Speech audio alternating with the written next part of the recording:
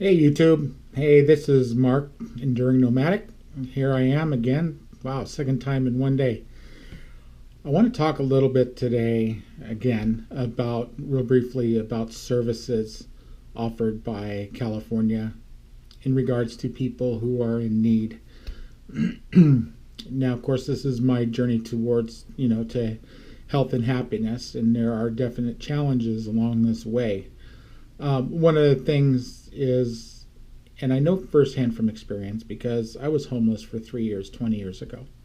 There were no services back then, and there pretty much aren't now. There are services for other people, but when it comes down to a single male, there really is nothing. Um, so, so the thing is to keep fighting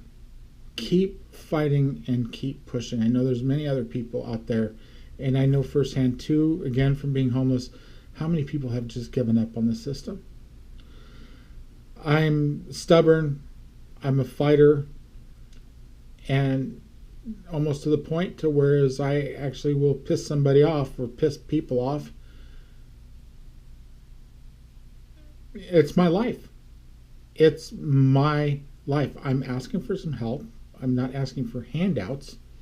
I have put into this system my whole life. I have worked my tail off.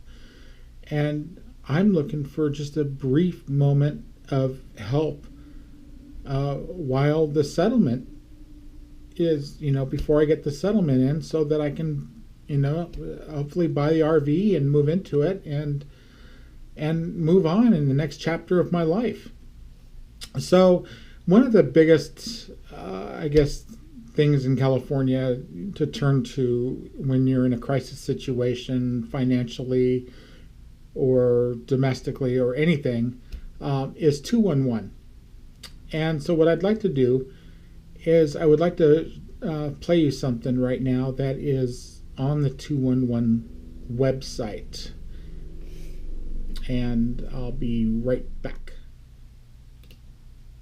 One phone call could help you find elder care, child care, low-cost health care, food programs, rent and utility assistance, debt counseling, tuition assistance, or a domestic violence shelter.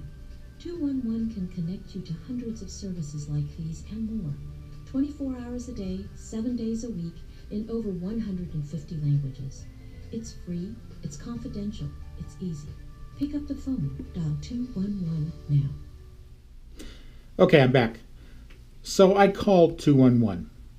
I spent quite a time on the phone with a young lady, answering her questions and describing to her the situation that I'm in currently and the kind of help that I'm actually looking for.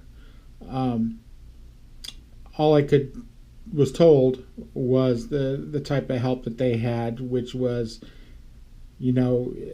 rental assistance to people who are working or who are going to be working. I explained to her that I am waiting on Social Security, have been waiting for 2 years, and I'm also waiting on a settlement, and that I have some health issues. And so the conversation with her went on and on and on, and she told me that there was nothing out there for me, somebody in my situation. And I get a little emotional sometimes when I talk. However, I was not rude, I was not belligerent, I was not vulgar in any way, shape, or form. However, yet after about 20 minutes, 15, 20 minutes on the phone with her, she said, "Well, I'm hanging up now. We don't have anything for you." So she hung up. I then proceeded to call back and waited on the phone for about 5 minutes before somebody answered, and tried to explain to the lady that answered about how I was hung up on. It was rude. I'm in a crisis situation. And how she got really kind of nasty with me and telling me that I shouldn't be so rude. Well, I wasn't rude. There's a difference between being a bit emotional and being rude. And I had clearly expressed to the gal that I spoke to, the first gal that I spoke to, that I wasn't upset or anything with them personally or anything, because they're not the ones who made the rule. So I spoke to the second lady for a while, explained to her again my entire situation, and she told me that there was nothing that they could do, that nothing that they had. And I expressed to her, I says, your website claims that you have access to hundreds of places that there could be help. I'm not saying that they're all going to be able to help somebody in my situation, but maybe just one place can help. And so she gave me the number to Aging and Adult Services, where I spent about a half hour talking to a gentleman, explaining my situation, giving him my information, asking me all my personal info, just to be told that, they don't have anything for somebody in my situation, and that it very rarely comes along that they have anything that they can help with other people. But however, today they were actually able to help somebody after 9 months of working with the lady, and she was some kind of drug addict or something to that effect. The gentleman also told me that I'm more bound to get help if I was a drug addict or an alcoholic, and there's a lot of programs out there. And I explained to him that, well, I'm not a druggie, I'm not an alcoholic, and I don't smoke. And he said, yeah, there's nothing really out there for people in my position. And he said, it's upsetting, because I'm not the only one in this position. And I understand, I'm not the only one in this position. I just wish more people out there would fight instead of giving up. I don't want to give up. It's not right. We've paid into the system. Some of us have worked our tail off, and some of us are in these predicaments because the situation's beyond our control. It's not like we're looking for handouts or anything. A little story. Back in 2006, I moved into a house fairly close to my work where I was working, and the owner of the house just rented out the rooms. There was 5 rooms, and she didn't live there. She just rented out the rooms.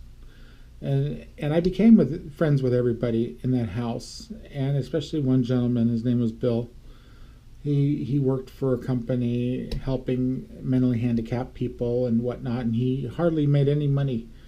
I found myself befriending him over 4 years. He was a tough person to become friends with. He pretty much stayed in his room, but over the last year that I lived there, we really bonded and became close friends. And he had quit his job. He got frustrated with it, and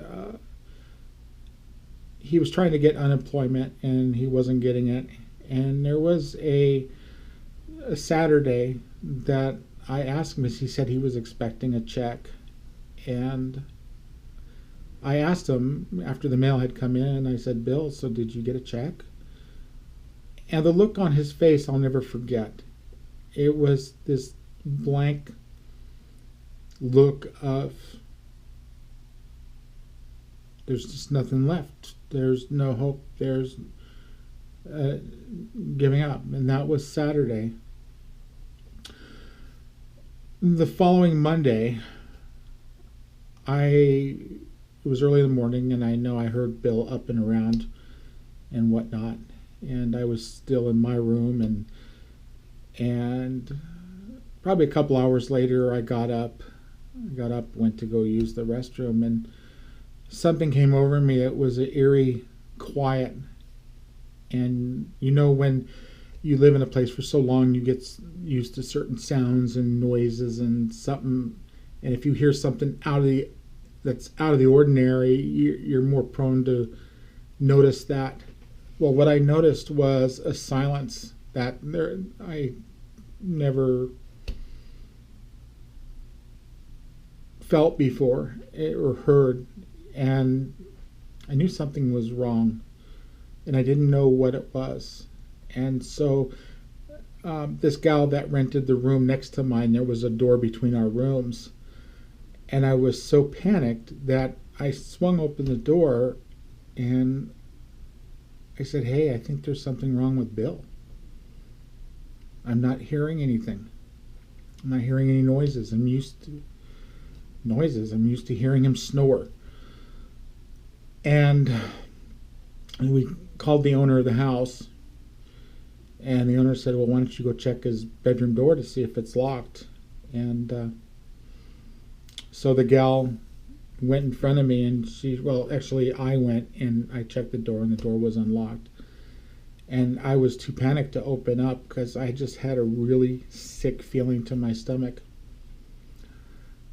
So the gal went ahead and went in front of me and opened the door. And right as she opened the door, we found Bill dead in his room. He had just recently passed because he was just barely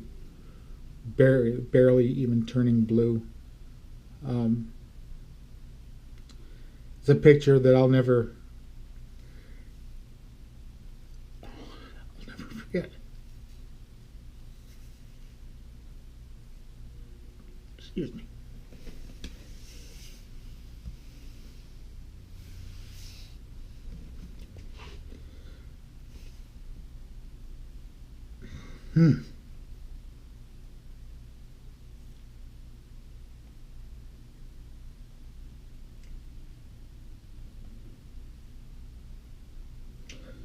All I can say, folks, is don't give up.